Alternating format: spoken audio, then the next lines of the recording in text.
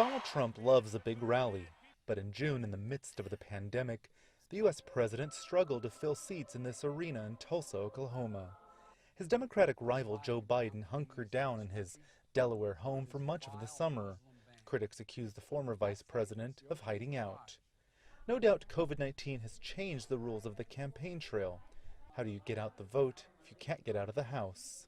Before COVID-19, we were knocking on about 1,000 doors every week to make sure that people were hearing from us and we were hearing from them. Ricky Hurtado is running for Congress. He says the pandemic has made engaging with voters significantly harder. So much of it is done now via phone calls and via Zoom, which is still an effective tactic to connect with people, but certainly changes the dynamics on how you're trying to reach new voters in the district. Activists like Hector Vaca needed to adapt. We were averaging about 1,300 registrations per month between all of our canvassers. But when the pandemic hit, it made it more difficult because obviously we wanted to keep social distance from each other.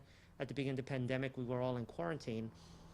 So we had to figure out a way to register voters and still keep the public safe. Like many, Vaca's group had to go virtual. People are able to register on our website to vote. So our canvassers actually call people that on a list that they themselves put together in order to reach out to them and help them, guide them through the system to register to vote.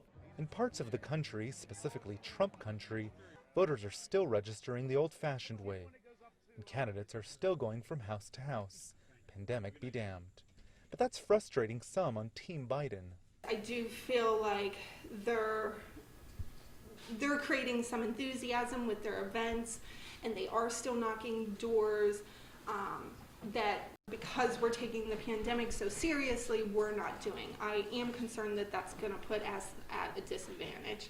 In swing states where literally every vote counts, pandemic conditions could prove decisive.